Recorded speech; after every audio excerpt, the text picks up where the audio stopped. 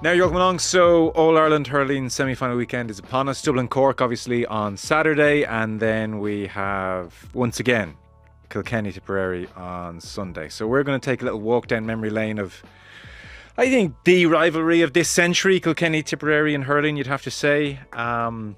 Amazing really, because you know they did not play for such a long time very often, and then from 2009 on, boom, just became the game people were counting down to. So we had the 2009 final, Kilkenny. We had 2010, Kilkenny going for 5 in a row, and Tipperary win and win well. We have 11 where Kilkenny bounced back. We have 12, the semi-final. That's where the four lads are marking themselves in the corner, and Kilkenny win that one. We have 2013 at Nolan Park. 2014, another All-Ireland final, the replay.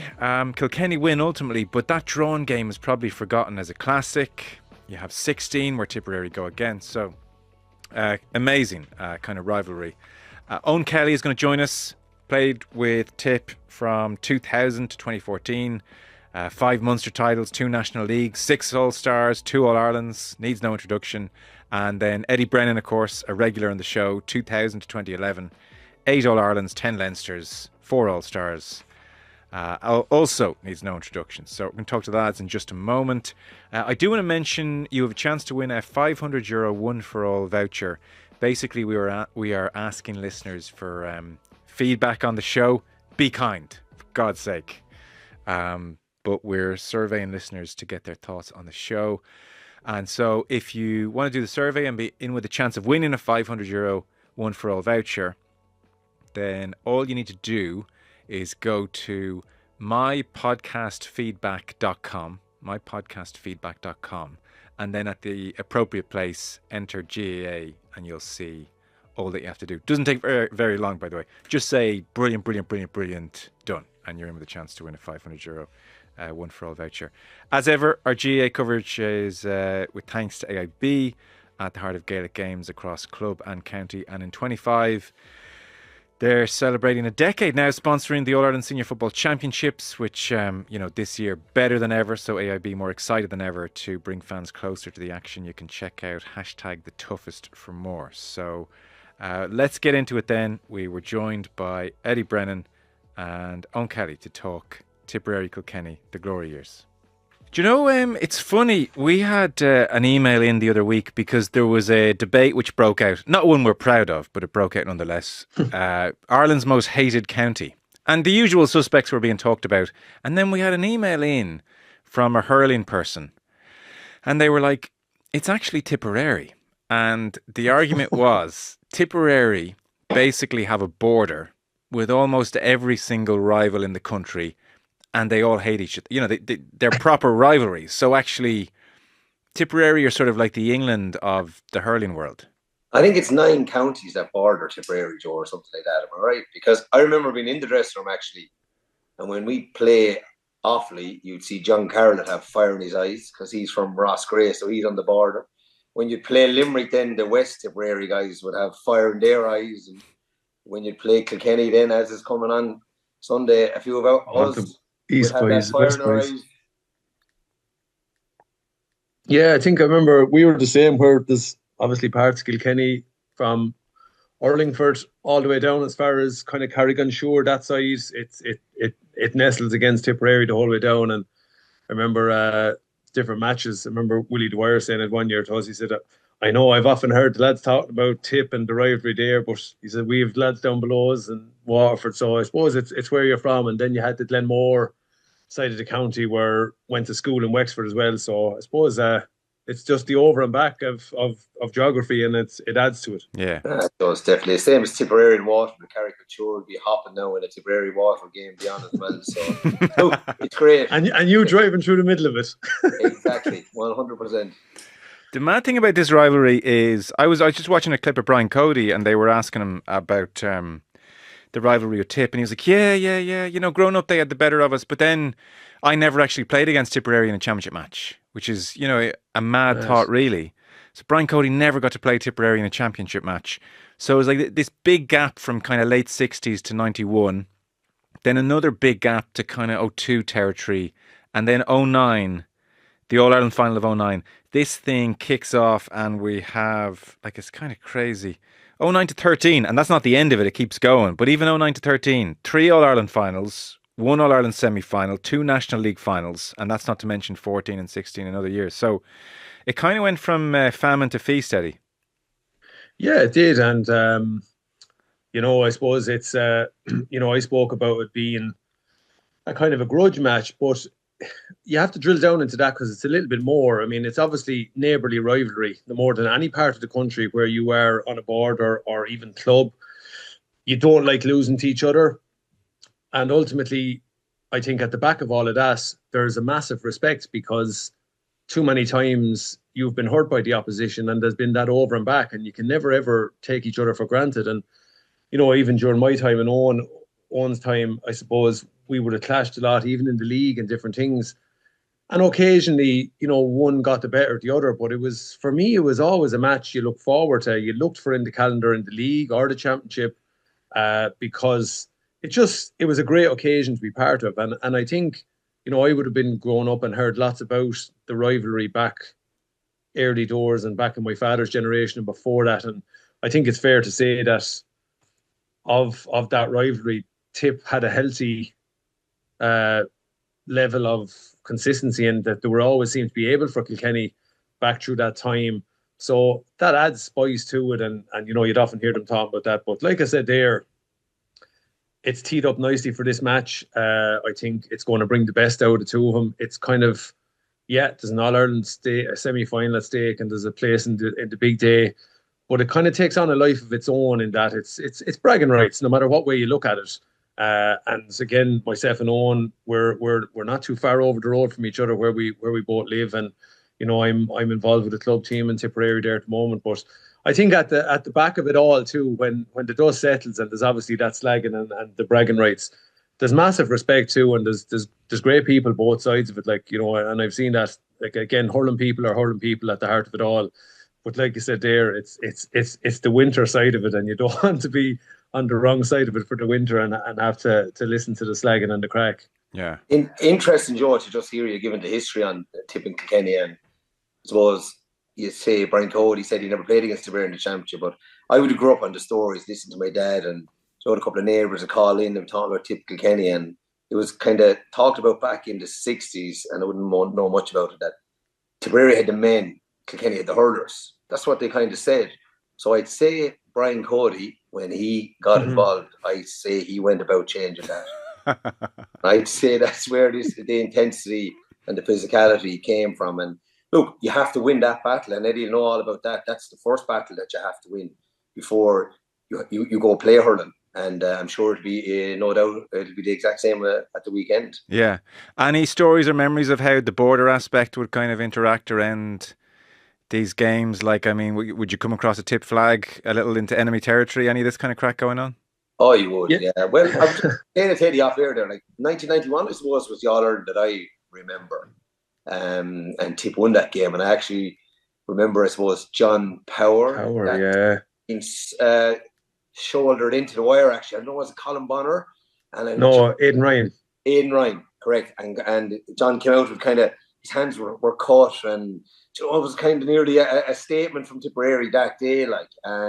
So that kind of sticks in your mind. But the banter then to Tipp won, so I'm sure then it was the bragging rights were with Tipp for that year. And they didn't meet then again, we're talking until 11 years later. And obviously then Kilkenny were a different animal then under Brian Cody. So you'd go to All-Ireland semi-final, Tipp were All-Ireland champions.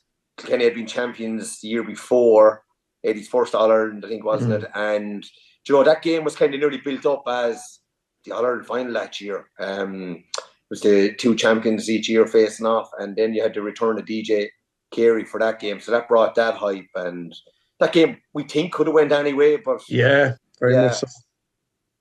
And then once Kilkenny won that, then that kind of kicked on that golden era for Kilkenny, and it's amazing.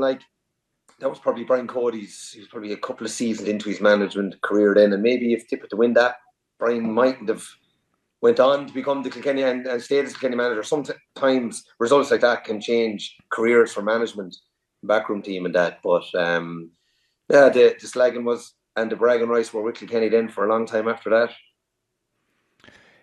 Eddie, you know the way you hated Cork and they hated you? I think it was just they hated us, Joe. Fair enough.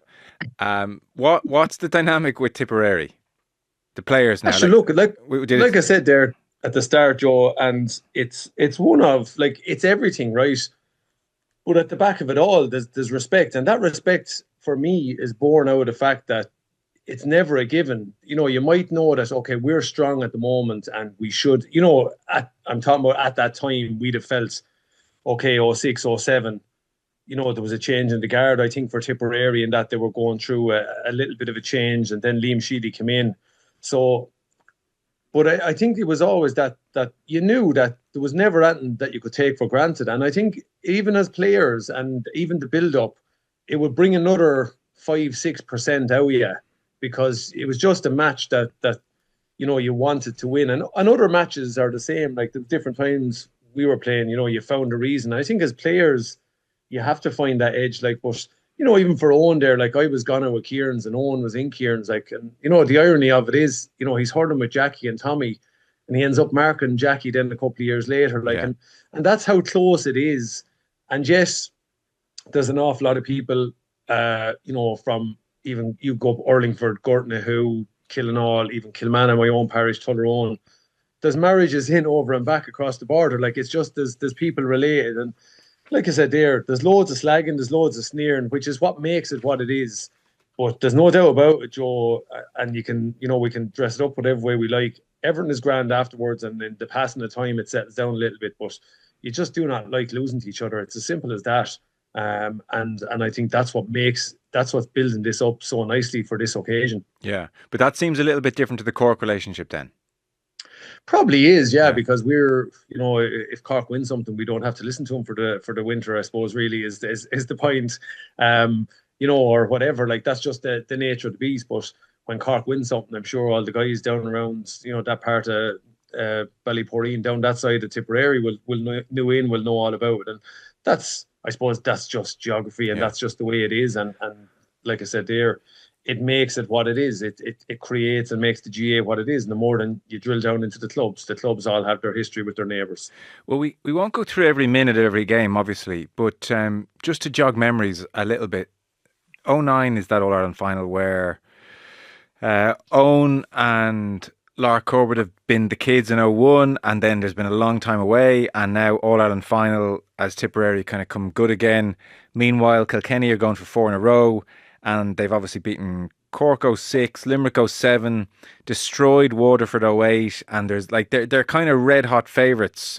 And we get this great final. I mean, it's a real signal that Tipp are here, and we're about to have the rivalry that we subsequently had. Was there any bit of fear, Owen, amongst Tipperary going into that All-Ireland final, for, you know, hot on the heels of what they did to Waterford the year before? Like, there must have been a degree of trepidation, or no? No, it's interesting you say that, because I think a lot of people forget the 2009 league final in thirds. That was an amazing game. And Eddie is there. And I remember, Eddie, you knocked over a point from 100 yards, I'd say, and there was 81 minutes of the clock in injury time. And like, that's after hopping off lads for 80 minutes, hook and block and tie. Like, that was a ferocious game. Like, Brian Hogan went off with a dislocated shoulder. Seamus Callum hit him a fair shot. I remember Micheál Webster jostling James Ryle out over the sideline. We picked up the ball, goal. That game was nearly as good as any of those All-Irelands, and it kind of goes under the radar. Right, okay. So yeah, that was, I'd class that as one of the greatest matches to be involved in, you know, ironically enough. And what Owen said there, like, strangely enough, right, that was the time the yellow card meant you had to go off. So you had Martin Comerford entered the fray off the sideline. He never even got to touch the ball himself. And Declan Fanning got yellows. Henry went off with a yellow. Mick Kavanagh went off with a yellow. We were missing Noel Hickey. We were missing Derek Ling, Michael Fenley. And I think at the time then, Paddy, Brendan, Noel were all after arriving on to the Tipperary setting up. And it just, I think, preceding that, down in the Nolan Park, we had a big win. And I think that match, rolling into that match, and I remember Brian Cody building it up, and he, you know, very clearly knocked it out of our heads. Lads, don't be fooled by the match in the park, that this is going to be a different animal. And I'd say Liam probably treated it as the same. This was a real line in the sand for Liam Sheedy and your bunch. He did. So to answer your question, Joe, that 2009 league final gave Tipperary massive confidence to say that we could match the intensity matched the intensity right up until the 80th minute, like, so that was extra time. But another game for us that gave us the injection that, you know what, we can compete here was the year before, 08, beating Kilkenny in the league semi-final in Nolan Park. I think we finished 115 to 110. And we went on to win the league that year, which put a trophy on the table, and actually the Munster final. So there were small little wins that gave us the belief and the confidence that we could match Kilkenny's intensity, because ultimately that's what you want. You don't want that for 40 minutes or 50 minutes. And that's probably what some of the teams were doing. And then in the last 20, they were being blown away. So that's where that came from, Joe. So it was small little wins and just getting that little bit further each year. Now, it all goes back to probably the winter time of 07 as well, when Liam Sheedy came in. It was just shoulders to the wheel, hard work, the hard slog was done. And I'd say we probably hadn't went about that kind of routine for a couple of seasons, because we had to change a manager every two seasons. Now, I know Liam was obviously fresh in his first year, but he went about it a different way. And like, there's no substitute to having that hard work done. Like, and everybody was put through. There was no allowances made. So I think that also brings that confidence as well, that you can go for whatever amount of minutes the game is going to last. Yeah. Well, people remember that 09 final because it's a great game. There's the penalties, or the penalty rather, Shefflin's penalty, which, controversial, and Kilkenny get over the line. They win by 5. But like, already, I remembered, like, 2010 just felt like a countdown to, can these two go at it again? Yeah. And there was so on the one hand with 2010, you have a sense of Tipperary are coming, and like that 09 final can only stand to them. And then on the other hand, Eddie, you guys are going for 5 in a row, which is a whole other different kind of kettle of fish. Yeah, it has just looked different places, but I think the point being, and I think, Brian Cody endured this at the start of his tenure. Like, Kilkenny were coming off a defeat in 98. His first year in, they were beaten by Cork 12 points, 13 in All-Ireland final in 99. And I think often, you get there and you fall short, and the sooner you can get back to that position, the sooner you can kind of right that wrong. And that's the fuel that drives any team. And like, again, both of us have experienced that and know what that's like. And it brings the best out of you, brings more out of you, or else you fade away. It's as simple as that. And that's what happens with it. Like, and the more than we look at this current Limerick team, they enjoyed that period of supremacy that they had for the last couple of seasons. And the same, like, Tipp came along and toppled those in 2010. And I remember my father talking to me kind of a few days afterwards, and he said, it's gas. He said, I went back, he said, and kind of he looked at 2009 All-Ireland final, and he said Tipperary actually didn't have to change a whole lot, because he said they didn't convert the chances. Like, PJ Ryan got man of the match in 09. I think he brought off 4 certain goal saves, one even that Owen kind of lost his foot, and that I definitely closed my eyes and was waiting for it to hit the net. And PJ just had that day of days for us. He got man of the match. And the father was kind of the question, says, wonder, did we ever ask why did their goalie get man of the match? So the difference was then, and I kind of heard this afterwards, that Tipp really put an emphasis on quality of touch. And you look at then 10, when the chances came, the conversion was there. Like, there wasn't the same kind of, and I suppose that's what it's about. So just even on, there was no magic in how Tipp approached that All-Ireland in 2010. It was just going, look, lads, we are plenty good enough. We just have to convert those chances when they come our way. Just even on that, Eddie, it's interesting you said that. You kind of took the words out of my mouth there, and I was going to say that we hit our purple patch after half time, and we had the opportunity to convert and score 2-6, and I think we put a point on the board. Kilkenny hit their purple patch probably 15, 12, 10 minutes to go, got created score chance about 2-5, 2-6, and nailed 2-5, 2-6. So that was the difference that day. Like, you can talk about the penalty, but no, not for me. I think Eddie just summed it up there. Your dad actually looking back on the 09 final, we got the chances that day, didn't convert them, and the year after we did convert the goal chances that we got. So, like, that's what it is. And maybe that was down to an experience of the know-how to finish out an All-Ireland final, whereas Kilkenny had that in abundance. But we learned fairly quickly after that game. Yeah, and it's even interesting on that.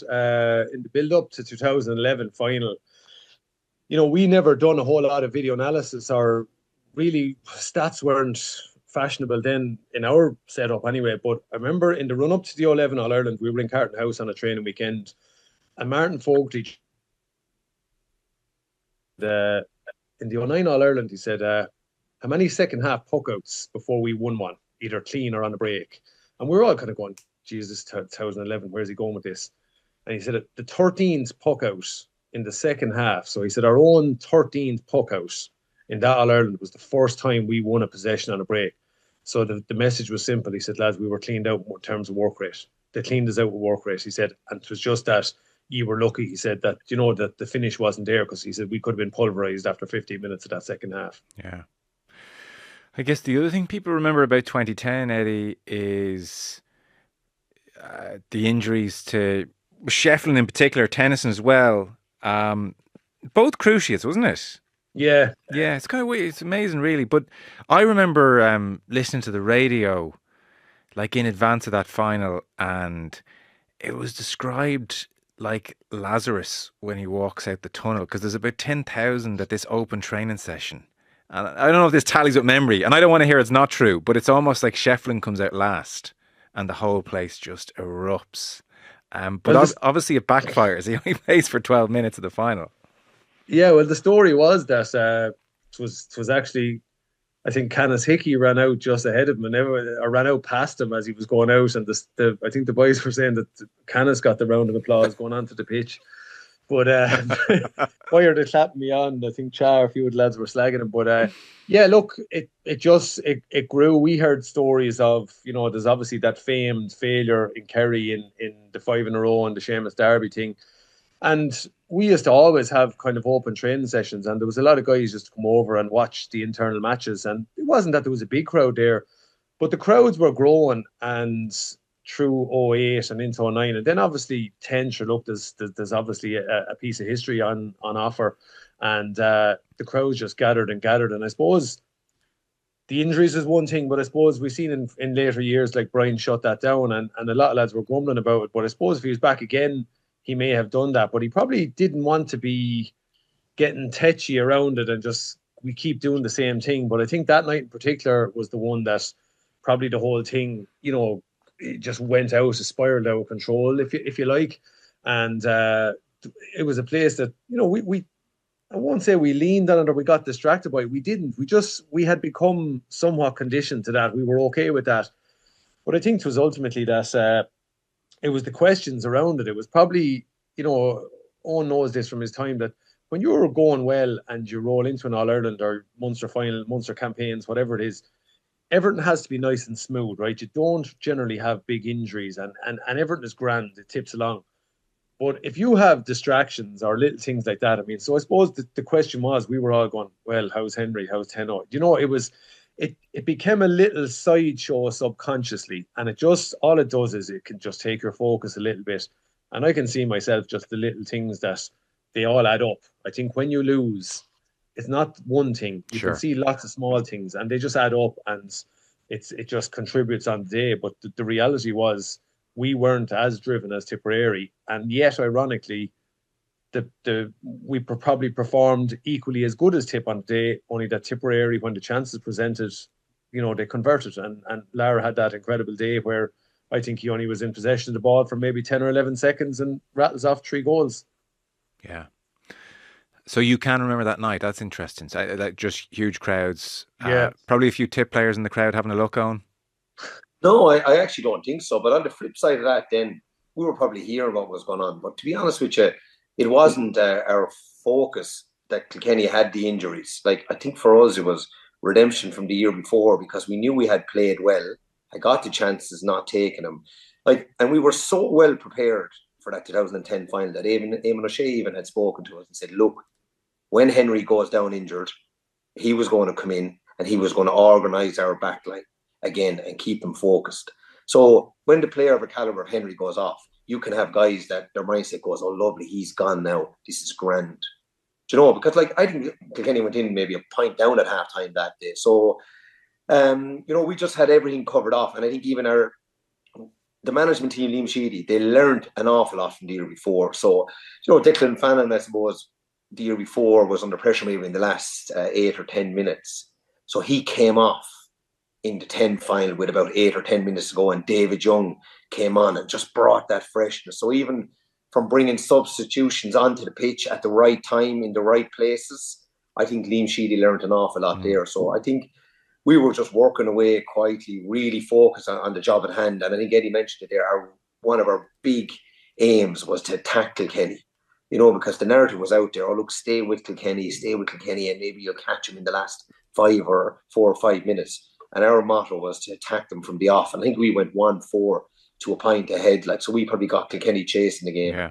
Then when the injuries happened for Kilkenny, it wasn't a case of heads saying, lovely, we've this one now, or we were in a comfortable place now. It was back to focus. So our mindset was absolutely excellent. And I think Eddie said, distraction. I think even that, Eoin, am I right in saying, because I remember I had a stinker and I remember trying to rise a ball. I think we hit the posts to go a point up in the second half.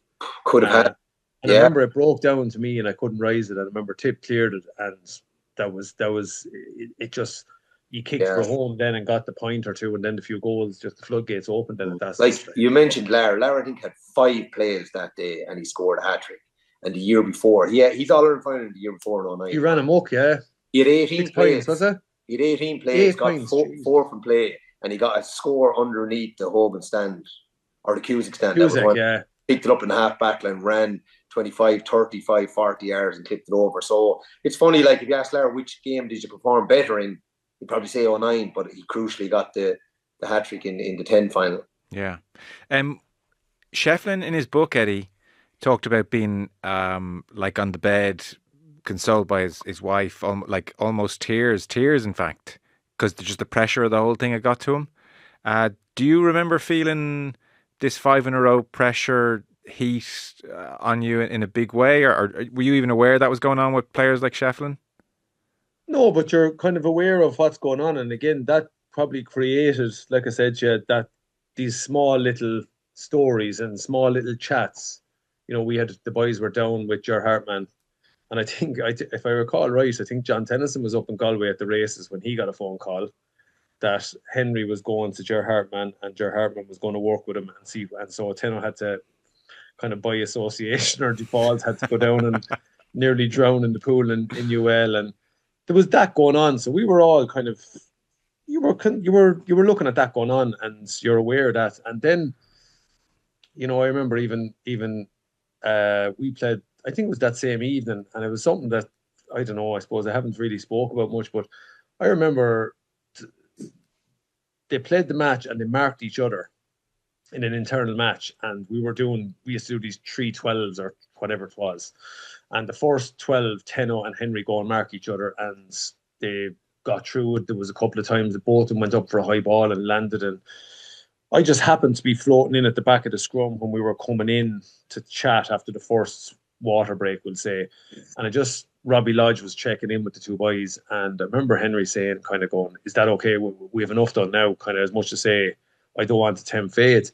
And Robbie Lodge said, no, God, no, lads, you may stay going. If it goes, it goes. And I took that away with me. It was just kind of burnt into my head afterwards. I said, imagine saying that to somebody that's trying to build up their leg. And that's the way, that was the nature of it. As Robbie Lodge said, look, he was telling them the truth. But imagine saying to someone that had done their cruise ship in 07, had done it again, and was working away trying to get it. How you deal with that psychologically, for me, I was very, very fortunate, no big injuries. And I just went, wow, imagine saying that to a lad and he trying to get himself right.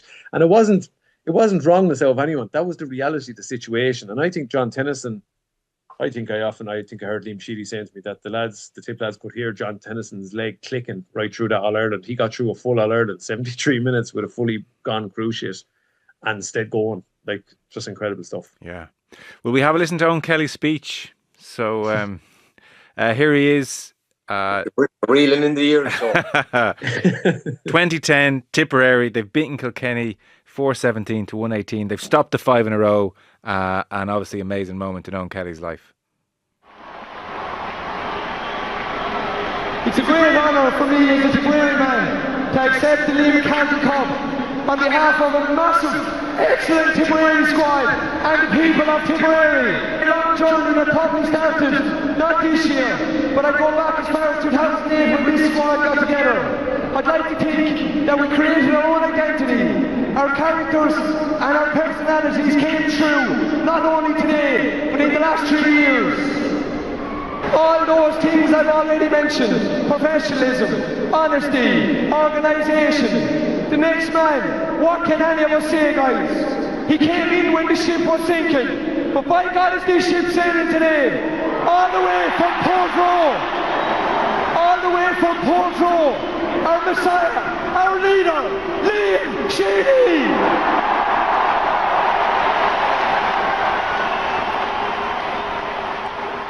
There we go. It's a little taster. Nicely done. Nicely done. It sounded like I'm in the kitchen rattling that off there. So And did you do a few practice runs in the kitchen, or what was the approach? No, small few bullet points I remember, but it's amazing. I remember handing the speech, we'll say just a few bullet points, to Hot Pint. Was it the morning of the match, or could it even be in the last training session? And I had it in a little plastic cover. And I just said to him, look, if it's a wet day, I said, I don't want that getting smudged. I said, I'll need that. And I wasn't saying it that way, but like, yeah, as arrogant, but it was probably just the belief that we had going into that final, that we could win it, like, and that was it. Look, when you're the captain then on All Ireland final day, it's great. Like, you get to celebrate with the lads for maybe only 15 or 20 seconds afterwards, and then you have a job to do, you know. And I think you're just in that headspace where you're focused again, just get this out of the way. So don't think you can say that you're enjoying it, but you're probably not, because you know you have to deliver a captain's winning speech. And it sounds like you're at a wedding and you have to make a speech and it's in the back of your mind all day. Yeah, it's amazing. But like, I could imagine the amount of players that had speeches ready for All Ireland final day and never got to give them. So it can be a horrible feeling as well. And look, I experienced the opposite side of it the year after then, when I was captain as well in 11, and we were beaten. And it's funny, I actually wasn't prepared for that at all. Like, so you'd be wondering then, were you as focused the year after as you were that year? But look, I think for me, that All Ireland final was relief. So I'm 28 years of age. I'm getting towards the end of my career. I've won All Ireland Medal 1 in 2001. Had a lot of barren years. So you're actually wondering, will you ever get there again? So that was my overriding emotion after that. It was relief, if I'm being honest.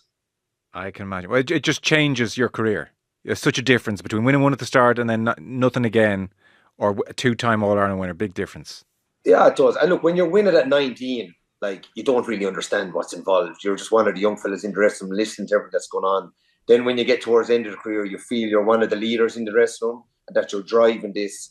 And for us then, we had the influx of the younger players and the energy that they gave us. And like, I suppose, you know, we embraced those younger players. That's what we done back in 08, 9, 10, the Noel McGrath, Shane McCannless, Paddy Mars, Brendan Mars. We embraced all those guys, and we brought them along. And I think that's even a legacy you'd hope that you left with those, that, okay, they were jostling for your jersey and you're jostling to keep them out. But ultimately, that's what brought the standards and raised the standards. And, you know, to this day, that 2010 team, even once a year, we go away some weekend in November just to get together and meet up. So that's the bond that we created even through Liam Sheedy's era, 08, 9, 10. We only won one All Ireland, but so we created an everlasting bond there, and it continues to this day. Like, yeah, nice. Lovely to say. Nice, yeah. 2011 then the trilogy, Kilkenny 217, Tipperary 116, so that's a 4-point win. Eddie Brennan very memorably sets up an amazing Richie Hogan goal. Here's the commentary of it. Nothing hurried at all, everything's measured, and Colin Fennelly races forward, slips a little hand pass into a determined Eddie Brennan. Off he goes, like he's running in Shelburne Park. Hand pass across to Hogan. What a goal! That is quite superb. That's hurling for you. Hurling of the very best. And it's a second Kilkenny goal. It's a goal for Richie Hogan. An amazing goal. So, Eddie, I'm presuming the pain of 10, you guys are fairly possessed into this season? Yeah, I can distinctly remember the warm-up area in 2010. We all went in and assembled there afterwards, and I remember Brian saying it. He said, you know, and one thing Brian was always very good at was kind of accepting defeat, you know, and he wouldn't sugarcoat it. He just said to us, we weren't good enough today, lads. We weren't good enough. But by God, we'll be back here next year. He said, and just remember this. He said, do not forget this, he said. And he said, this is our motivation. And he was very singular with that stuff as well. And he was very good at parking up. even success, as much as failure was obviously the key one, because that's where you learn the most from. The successes were grand, and we were fortunate with that. But I think that was the one thing that probably sustained Brian, was that he was very much able to separate the year previous, and we move on and make those decisions that were best for the team. And look, it was something that drove us for the year, because you wanted to get back to those days. And I remember, I think even in 05, we were one eye on Cork and wanted to get back at Cork for 04 and Galway Cause in the semi-final. So, that left you, we had that memory to draw on too. And I remember even the Kilkenny people at the time in 05 had said, I think the headline was "Thanks for the memories, lads." And so there's lots of things like that. But I think all these things are kind of, and no one probably shares that, the reference points, and a reference point, be it positive or negative, and particularly the negative ones, are the ones that really motivate you and fill up the motivation that you need to go forward into that year. And for me, it was a year that I spent most of the year sitting on the sideline, and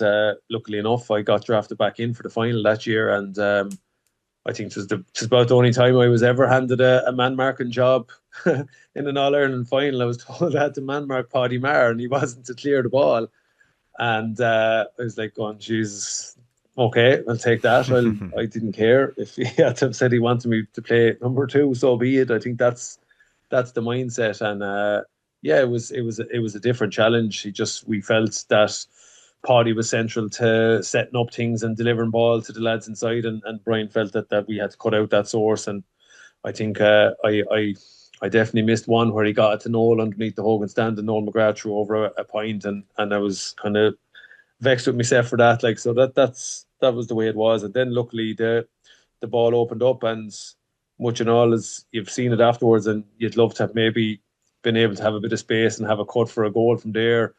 It was more satisfying to get rid of it and let someone else do the rest of it, because I was running out of steam at that stage, and I was glad to see Richie Hogan peeling off to one side. Yeah, it was an amazing kind of goal. One of the things that be thrown a tip, Owen, is they don't follow up an All-Ireland win with another one the following year. Did big difference between 11 and 10, or just one of those things? Well, a massive difference. We didn't win the All-Ireland, and that was the thing that we couldn't follow up. But I suppose, look, you take small positives from back then. Like, we would have been probably the first team that won a Munster final after winning an All-Ireland in a long, long time. Right. Yeah. So Tipp won the All-Ireland in 91, didn't win the Munster in 92, won the All-Ireland in 89, didn't win the Munster in 1990, won the All-Ireland in 01, didn't win the Munster final in 02.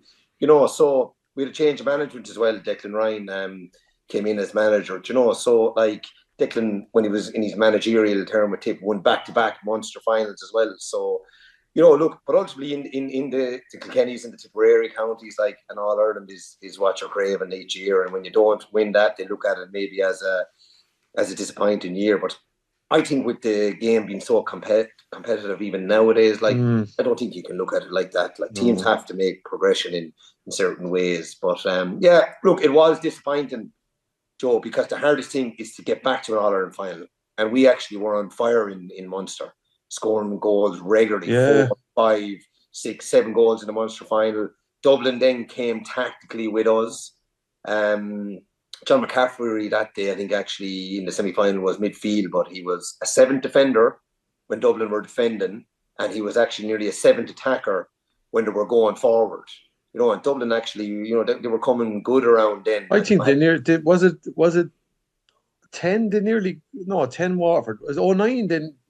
Was it they nearly got you? They were very close one year. That was the 11 All-Ireland semi-final. 11 semi-final, they were very close. 4 points in it, 119 to 18 it finished. But tactically they were very good, and I suppose how good we were in Munster made the Dublins under Anthony Daly and Kilkenny stand back and say, right, this is where they need to be shut down. And like that day, the All-Ireland final 11, we went out, and I won't say we were spooked, but each Kilkenny defender had a man marking job to do. I know Nolan never really done, yeah. So we kind of, Kilkenny defenders were in a huddle when we went in, and next thing, bang, Noel Hickey was gone to me, Jackie was gone to Lar. And I suppose in hindsight now, it would have been lovely. Like, Brian Hogan probably could have ended up him corner back, and maybe Tommy could have ended up full back. If you had your time back, you could manipulate them. Yeah. Yes, But yeah, so we were chasing that game from the off. It was 5 points to no score. We hadn't even got a score, and then I think we might have got a free and got back into it. We probably got it back to a 4-point game. And even think when Eddie went through and Richie scored that, there were 5 It was close still. Yeah. So we were always chasing it. That was the team. And like probably wasn't one of the better All-Ireland finals, hurling wise, but it was just Kilkenny's hunger. That was the thing. And just I think physicality that day. I remember Colin Fennelly coming forward, back hooking Lara, and little things like that stick in your mind. It never really opened up. I think it was the way we probably set up was that we weren't going to let the match open up. It just, you didn't want it to kind of open up because you knew that would arguably suit Tipperary, coming down the straight. So it was just making sure that everyone stayed on point and got their job done. And it was very much a collective focus like that. Yeah. I never asked you before, Eddie. Did you just decided I'm done then, did you? Because you'd spent a good chunk of the year on the bench, or was it more of a thanks for your service? I don't know. I suppose, Joe, it was the first lad, Harry, had been born the week into the All-Ireland, and it was obviously a special time. And I suppose you just maybe over the winter and you just kind of said, look, I always wanted to go back to my own club in good health and give them a couple of good years. And I just felt at that stage, I think it was maybe my father and uncle and more around me were probably more disappointed because you were on the brink of maybe getting a ninth, and it was never really about the numbers for me. It was about enjoyment, and I suppose you were looking at it and saying, look, there was good competition. It wasn't that I was afraid of that competition either. I just kind of wanted, I suppose life had changed a tiny bit and I wanted to kind of a different challenge. I ended up hurling with my club until I was 42, and I just wanted that side of it. I wanted kind of the time. I remember, I think even during the summer of 11, I gave 3 or 4 weekends in Carton House, and you just kind of, I think there's a time in your life where you go, look, that was brilliant. It was all consuming. You loved it. Then the time it moves on from that, and life becomes a little bit different. And I remember very distinctly sitting in the RTE box, kind of doing the Sunday game at the time, watching the boys celebrating in 12 after beating Galway in the replay.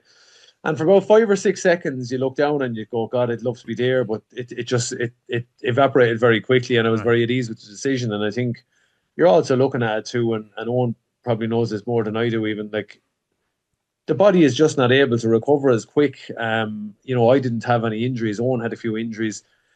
The body just doesn't recover as quick. And you have to do an awful lot more when you get older. The brain, the hurling brain works as good as ever, and you'll see the game probably better than ever.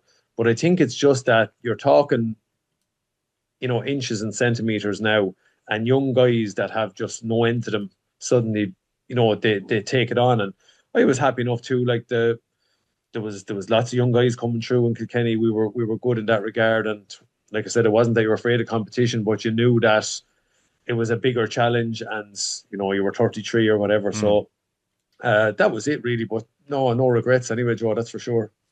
You would have been looking on in 12 like the rest of us. Oh, and you were still there. The semi-final, like, it's funny, like these amazing matches, and you say to people, what do you remember of this extraordinary rivalry? And they'll talk about certain things. Everybody will mention Jackie Tyrrell, Pa Burke, Lara Corbett, Tommy Walsh. All Ireland semi-final, Kilkenny win it well, 424 to 115. And like trying to unravel what was happening during the game it just didn't make any sense. Someone wanted to mark someone, and someone didn't want to be marked by someone, but they were doing it anyway. And it's only afterwards when the 4 lads kind of explain it years later that you understand that basically, I mean, you can take it from different vantage points. But if you're Jackie Tyrrell, to simplify it, Jackie Tyrrell's there, and Pa Burke wants to mark me, Jackie Tyrrell, but I want to mark Lara Corbett. But then Tommy Welch is decided he's marking Pa Burke, so we're stuck together. And at one stage it's like the match is happening and these 4 like greats are over there in the corner playing with themselves, and this goes on for far too long. I mean, and I think that episode that you spoke about was in the second half when the game was dead and buried. But in the first half, so Lara was being marked by Jackie, so I think Lara had it in his head that, right, he's man marked, so who's Kilkenny's next most influential defender? So he angled himself towards Tommy in his head to stop Tommy hurling, hitting ball, you know. And I suppose the probably thing at half time, Tipp were winning that game 1-10 to 1-9, which doesn't probably make sense. And throughout that, I think Pat Burke got a goal because the four lads were kind of tangled together. And I don't know, did Lara broke in, yeah, and he got around Harrow. Did someone spill a ball and next in for a goal? Yeah. But look, it was a wrong tactic as it worked out in the second half, right? But look, what happened probably in the weeks previous to that probably didn't help our preparation for that semi-final. And look, you can say, here you come now making your excuses. But I suppose 3 weeks before that semi-final, we would have went to Bear Island in West Cork. Probably thought maybe it was one of your weekend camps. As you know, Eddie, you'd go to Carton House, you'd go to Port Island. So we were met by Army Rangers once we got off the bus. And I suppose we done a 24 to 48 hours of absolute torture now. Archer, right? Now, look, I'm not sure where the management sure that this is what was coming, but this is what happened. And it was on the same weekend. That was a Friday and a Saturday. And it was on the same weekend that there was divisional finals actually played in Tipperary. And Eddie, you know about this. South final was on, the mid final, the West final, and the North final. So all the divisional finals could be on. Now they're big club games in the Tipperary hurling calendar. So a lot of guys picked up injuries throughout the weekend and throughout those divisional finals. Okay, Joe. So that's not an excuse. It was just probably wrong timing. Yeah. Because I remember we would have went to Carton House then. It was 2 weeks after that. So it would have been the week before we played Kilkenny. Because we stayed the Friday and the Saturday, and then the Sunday, a few guys were taking the option. Did they want to go in to see Cork and Galway?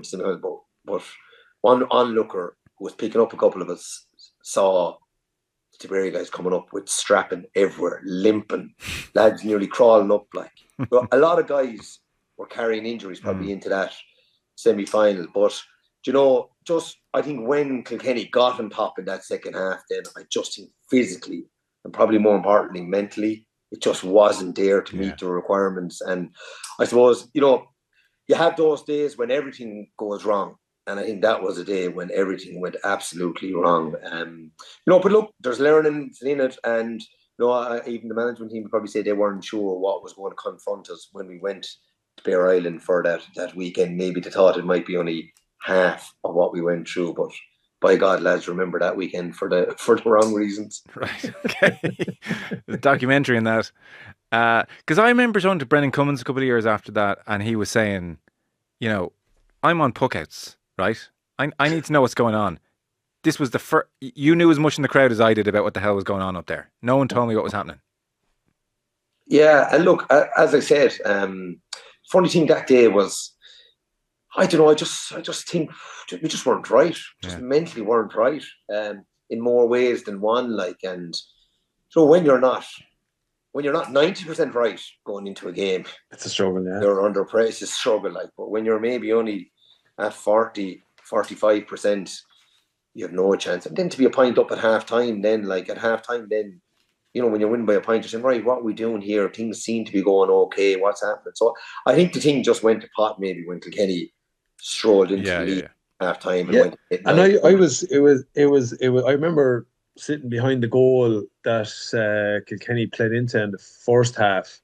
And I remember, I think Colin Fennelly missed a good goal chance, and then Henry came in and popped it off to Teach, and he got that goal, and it kind of gave us a bit of breathing space. But I remember at the time there was a lot of things going on all over the pitch. Even I remember, I think John O'Brien clashing with JJ. But in the second half, then I got a front seat view of the carry on with the four boys, like, and I just went, Jesus. I said, and part of it then is kind of going, geez, that's brilliant. They're just all taking each other out. But who did that suit? It suited us, because I would argue that Jackie was never going to hurl a whole lot of ball. His job was man marking. So in some ways, it took out two of Tipp's more dangerous forwards, like definitely Lar. You know, for me, if Lar is parked on the edge of the square, you have a problem. You know, if he's close to goal and Tipp are looking to put ball in there, or he's out the field, Murad looking for ball, but he had his crosshairs set on Tommy that day. And I'd have to say, like, I think I even commented, I never seen that like it in my life, because and you know, you're looking at it in the context of, right, what's achievable here, and you just went, okay, grand, it didn't work, now let's do something different. Imagine if you have, you know, suddenly take out the other tip forward, maybe spread them out a bit and park the two boys on the edge of the square. Now you have a different dynamic, because if the ball goes in there, well, something has to happen. Like, so, but yeah, look, it was a game, and I know I absolutely agree with Owen. Some days the arse just falls out of it, and there's nothing you can do, and it has probably happened long before it, and it just manifests itself in the worst possible place. And I think we've all experienced that, and it's horrible, but you just want to cut it out of your mind as quickly as possible and move on.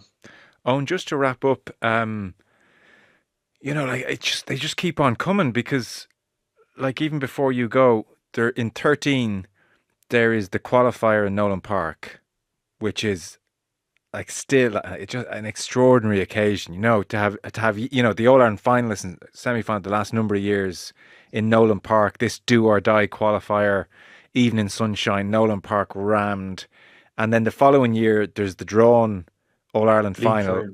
A league final as well. There's league finals as well. In there, yeah. But then the drawn All-Ireland, which is a classic, like, gives 62 points combined across 70 minutes, which was a record at the time. And then it goes to a replay, and it's Cody's 10th, and it's Shefflin's 10th. So, and then you retire that the end of that year in 14. So even, you know, after everything we've talked about, you still have the Nolan Park one and the All-Irelands of 14 as well. You do, and look, you're still hanging on, and I suppose you're trying to just pick up another All-Ireland medal, like, and that's what you're trying to do, you know what I mean? You're trying to maybe, you know, bring a bit of experience, because I suppose I was on the bench for that 14 final. I got on for the last 5 minutes, right, the first day.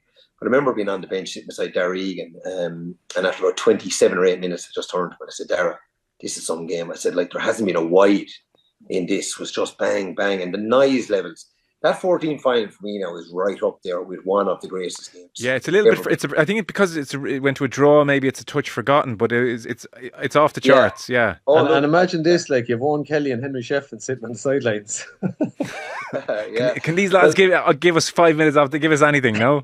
Yeah. On the Zimmer frames. Yeah, that was it. Yeah. But we had 7 goal chances that day, and we took one. We finished scoring 128 to 322. But Larry, you mentioned Larry earlier on. Did he hit the post with one that day? He hit the top corner. The post, I remember. I was right behind it, and I was like, "Oh, this is going to sail in." He went to place it into the top corner. Yeah. He didn't just hit it. No, it would have been for me one of the best goals scored in an All-Ireland final, and it was that kind of game. And look, then sure, it ultimately came down to the Hawkeye, and it's gas. I'd say if I got €1 for every time someone said to me, "Why didn't you take that?" I don't think I'll be on this podcast with you today, but like, Bubbles was on form that day. He scored 5 from play, so you had a man that said, "Here, I'm taking that." You know, but I remember coming on, and I remember talking to Jackie Tyrrell when Bubbles was taking the free and saying, "Jackie, what's left in this?" Because, to be honest with you, I don't think it was a good sub coming on, because, you know, when you're used to starting, I didn't know what was left on the clock. He said, I think there's 3 or 4 minutes. So I was amazed then when the ball was popped out and Barry Kelly blew the final whistle and it was game over. But there's one question I'd love to meet Barry and ask him if Bubbles had to score. Jesus, I actually think he would have let it play happen, because it was such an even game and a score for score game. I'd say he would have let it play happen. Like, I don't even know what was on the clock that day of finish. Was it 71 minutes? Maybe there was 1 minute injury. I can't remember what went up on the board, but that game had everything: penalty misses, goal chances, points. That was one of the best. But even too, I remember at the end of that, and there was kind of a lot of people grumbling, saying that the free wasn't the free, that Brian Hogan ran up the field and Stephen Pawley collided, and there was no big hit in it or anything like that. But ironically, you know, we were saying afterwards, well, thank God he did blow the free, and what happened, because I think Paddy Stapleton gathered possession, and Jason Ford was standing on his own out under the Cusack stand, and the next play was going to be to Jason Ford. So arguably, had it not been a free, and I remember even doing the Sunday game with Liam Sheedy, and he said, look, this is steel on steel. He said 2 big lads colliding. He said no free. But I remember seeing that afterwards, and someone saying to me, said, did you see where the ball went? and I think it possibly broke Paddy Stapleton, and you had Jason Ford hanging out loose. So, but I'd agree with Owen, one of the greatest. Like, it was up and down the field. Like, I'd never seen that like it. And I think even at the start of the match, I think myself and Liam Sheedy sat side by side in the Sunday game box and sang. We belted out they're on the V and better than anyone, and kind of jostled each other and best luck. Well, it was up and down. It was like it was such a roller coaster of a match. Yeah. That's nice, by the way, that even in the midst of all that, Owen, you can ask Jackie how long's left and he gives you an answer. I thought he'd be like, fuck off. And Jackie was civil back to you. Yeah. He was, yeah. He must have known. Yeah, it was amazing. Like, I didn't know. When I heard the full-time whistle, I was like, because I came on, I hadn't got the ball. I was kind of low, like, you're not getting on the ball. You're like, give me another few minutes. But yeah, it was an unbelievable game of hurling, and one that'll be, it probably doesn't get the coverage it gets because it was a draw, as you said, Joe, Oh, I'd forgotten. It's terrible. I'd forgotten a lot of it, and just reading this morning, even just what everybody was saying about the game, brought it back. People saying. And the All Ireland final then was on the replay. It was a Saturday evening. Saturday evening, yeah. A month later, so it was a fierce long time. Yeah, right. Amazing. Like, just. One of the great rivalries in hurling. Like, it'd be hard to beat it. And that's not to mention 16 as well, where Tipp get another one. But time is against us. What's going to happen the weekend, Owen? Yeah, the bookies have it even money. I think rightly so. Look, and I suppose I'm not wearing my Tipperary hat here now, but I'd like to look at Tipperary all season, even from the off. Like, Tipp went up to Salt in the first round of the league and they annihilated Galway. Okay, Galway didn't have X amount of personnel out. But Tipperary teams, you don't do that every season. Eddie will know about going to Salt Hill in a league game in January. It's like, and if you erase Cork from the season, so you can't do that. League final, first round of Munster Championship. Tipperary's results have been unbelievable. Their scoring rate has been nearly 130, 128, 223. I just find with Tipperary and feel looking on, like when the ball just is going into the forward line, you just feel they're going to score every time. And look, it's brilliant to see John McGrath back to his best. Like, I was even looking at it. There's 8, I suppose, of the Tipperary 20 that Liam Cahill has used over the last couple of games that have All Ireland medals since 2019. So they have lovely experience of Croke Park. And then the young new kids on the block, like, we've seen them to be probably the best in the country, like winning minors a couple of seasons ago, under 20 this year. And there's an influx of 3 or 4 of them, not 6 or 7 of them. Oisin O'Donoghue comes off the bench. So I actually think Tipperary have a lovely mix. And so what's the thing here now is just the younger guys, how they'll adapt to Croke Park on All Ireland semi-final day. Because I think Kilkenny have the know-how in Croke Park. We've seen that winning the last 6 Leinster finals there, being in an All Ireland final or 2, running clear, beating them one year, last year close to them in the All Ireland semi-final. So their experience, I suppose, on that big stage and that big arena is just probably a bit better than Tipperary's. But I think if Tipperary hit the ground running, which they have in a couple of matches, and get into their flow, I think if Kilkenny are chasing the game, what I mean by chasing it, 3 or 4 points behind, I think Kilkenny haven't proven themselves to be brilliant in the last 15 minutes or 20 minutes of games over the last season or 2.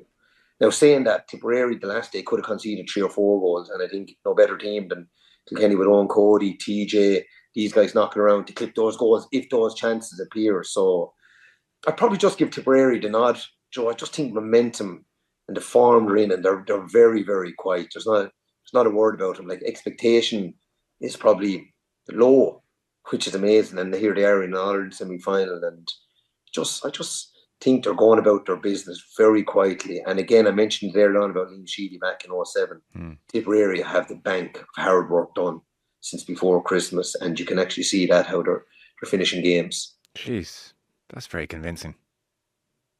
Look, convincing. I said at the start it's 50-50. No, I'm yeah. Eddie, I'm sold. I'm buying shares in Tipperary after that, Eddie. Like, there has to be a winner. There has to be winners. So, like, would I be surprised if Kilkenny win? No, but I just like to look at Tipperary. No, you make the case. And it's hard to know with Kilkenny, Eddie. Like, Leinster, it's so off Broadway, and then like Galway are so poor in that Leinster final, and you just don't know. Yeah. The same feel for them. You haven't seen them as much as Tipp. Yeah, look, I think all Owen's points are well made there, and they're right. Like, and I'd have looked at or Tipp coming out of that league final, I felt they were in trouble. I felt, Jesus, they've had a real strong league campaign. It was a very disappointing way. And I'd say even themselves, they knew they were so much better than that. And then, look, obviously the Munster round robin game takes off in a life of its own. But I think when you go back and look at that match, what did Tipperary rescue from that match? They rescued a lot of pride from that match because they didn't throw in the towel that day. And for me, that was arguably, I reckon, was it 14 wides and they missed 2 good goal chances in the first half. So even having dealt with the sucker punch and go 12 down against Cork that day, I thought from a spirit and a collective point of view, if you're Liam Cahill, you took an awful lot more out of that match maybe than Cork did. So you carry that forward and you take it through with you. And I feel maybe now, where Tipp sit, not being in that Munster final wasn't a bad thing either. Maybe they didn't need that Munster title yet. Maybe that's for further down the line. I'm sure they'd have loved it. I'm sure they would like that experience. But where they sit now, I think they're in a real good position. And I think if Tipperary were to be beaten on Sunday, I don't think Liam Cahill is going to get any heat over that. I think they've had a very strong year. So with that in mind, I think that makes them a very dangerous animal because they're now in an All-Ireland semi-final. An All-Ireland semi-final, all bets are off. You pin back the ears and you go for it because you have a huge reward and you want to get there. And I think Owen's point is also important. When Tipp get in control of a game, they're able to manage a 5 or 6 point lead nicely. They're able to manage a game. So if there's pressure on one team, I think it's fair to say it's probably on our side of it because they have to go and get the job done. I think we have in the saga and the history, we have dipped considerably with Tipperary in recent years at all grades. So there's obviously the neighbourly dynamic at play as well. But this Kilkenny team, I think they need to deliver. Like they will, and I'd imagine Derek Ling will be very aware of that. I think the players themselves have surely spoken about this and what they want. And I think the concern is they haven't been stretched to the limit of where you'd like to be when you go into an All-Ireland semi-final. Dublin asked a lot of questions of us in the round robin, but I think that's, that level of performance, and I think Derek will draw on his experience there. The lads know how to spike hard at this time of the year, and this is it. Like, there's no, you can't die wonder now at All-Ireland semi-final stage. Like, so I'd imagine that the scars that these Kilkenny lads have over disappointments and heartbreaks over the last 7-8 years against all opposition and All-Ireland finals and against Tipp, that should, for me, fuel this fire. And it's one that they should get done. And I think they will. But like Owen said there, I'm expecting a roller coaster. I'm not expecting it to be too easy to sit there as, wanting Kilkenny to win and enjoy this match. I don't think that's going to be the case. I think they will bring the best out of each other. And I think where Kilkenny, need to probably get at it is they need their forwards pulling that Tipperary defensive unit apart early doors because as a collective they're very strong. Okay, lads, do either of you think they'll be playing Dublin in a final? Probably don't think Lightning is going to strike twice. No, Seamus Harvey is supposed to be out at the weekend, and he's a massive player from Cork, even from that physicality and that aggressive side of things. He really kicks that on. Dublin are a very systematic team, and their system it will ask questions of your forwards to work. And like if Cork are going back to field, that's not what you wanted either, because Dublin obviously football-esque, build from the back, work the ball up. We saw the last day they were able to have John Heatherton inside. Whether he starts or not, we don't know. But Dublin have a system that's very hard to break down. Like, they're very fit, and they got 7 points from midfield the last day between Brian Hayes and Conor Burke. So, like, Dublin kind of will feel last year against Cork in Semple Stadium that they hung into the game, but might not have had the belief that they could win, or even went for it. Oh yeah, or even went for it. Felt like they didn't go for it. Whereas now, what are we to lose? Let's go for it. We know how to win. We know how to beat a top team. And I think they have a very, very shrewd manager. And look, Cork are a month, I suppose, since they played and that. But look, it'll be interesting just to see. Usually when Cork get to Croke Park, they seem to enjoy it and they seem to always perform. Okay, they didn't win last year's All-Ireland final, but they still got a good performance, and we're lucky didn't come away with a replay maybe. So I probably still think Cork's. Yeah. I think Cork will get over the line on that one. Yeah. In exceptional circumstances from Dublin, But by God, the more I look at them, and I like said this to you, Joe, there a week or two ago, I didn't rate this Dublin team, but the more you look at them, they're really good. They have some really good performers there, and they won't be phased by Cork. I think they will stick to their plan and they'll push hard on it. And like I said there, I think they have actually 3 in that full back line that are capable of going toe to toe with that Cork full forward line. Okay. And I can't wait for that battle alone, because that's going to be very, very interesting, because they have quality man markers in those 3 guys. Very good. Boys, brilliant. Thanks so much for doing that. Nice to have a little walk down memory lane. So, Eoin Kelly of Tipperary and Eddie Brennan of Kilkenny. Cheers, fellas. Appreciate it. Good talk to you. Thanks, Joe.